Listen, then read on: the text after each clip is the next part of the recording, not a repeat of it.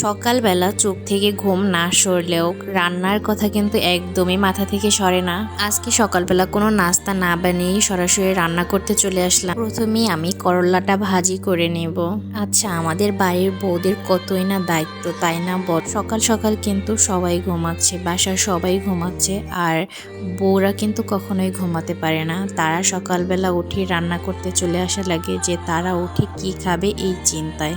আচ্ছা, আমরা বাড়ির বউরা যে তাদেরকে নিয়ে এত চিন্তা করি, আমাদের নিয়ে কি একটু চিন্তা করে তারা, বলো? একদিকে চোখের ঘুম, অন্যদিকে তো অনেক পরিমাণে গরম, তারপরও রান্না সামলাতে হচ্ছে। এখানে আমি কিছু পাবদা মাছ ভেজে নেব। আগে আমি মশলাটা কষিয়ে নিয়েছিলাম, এখন আমি মাছগুলো দিয়ে কিছুক্ষণ রেখে পানি দিয়ে ঢাকনা দিয়ে ঢেকে দেব। আর এই পাশে আমার করলাটাও ভাজা একদম শেষ, আর এখানে আমার মাছটাও ভাজি করা শেষ।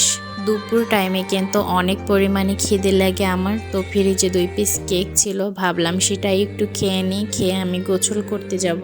দেন তাড়াতাড়ি খাওয়া দাওয়া শেষ করে আজকে একটু বাহিরে যাব। কিছুদিন আগে চোখের ডক্টর দেখাইছিলাম, তো চশমাটা নেওয়া হয়নি, এই কারণে বিকেলবেলা আমরা দুজনে চলে যাচ্ছিলাম ডাকবাংলাতে। সারাদিন আমি একা একা বাসায় থাকতে থাকতে বেশ বোরিং লাগে, আর যেই দিন একটু বাহিরে যেই সেদিন মনটা এত পরিমাণে ভালো হয়ে যায় বলার মতো না।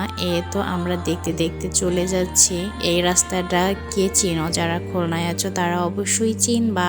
আর এখানের ভিউটা আমার বেশ ভালোই লাগে, তাই আমি একটু ভিডিও করে নিলাম। আর এখন আমরা চলে আসছি চশমার দোকানের সামনে। এখান থেকে আমি একটা গ্লাস পছন্দ করে নিলাম। আচ্ছা, কোনটা নিচ্ছি বলো তো? নাইতে দিয়ে আমরা চলে যাচ্ছি। যাওয়ার পথে কিছু আম ছিল, সেগুলো কেনাকাটা করে বাসায় চলে যাচ্ছি। আল্লাহ হাফেজ।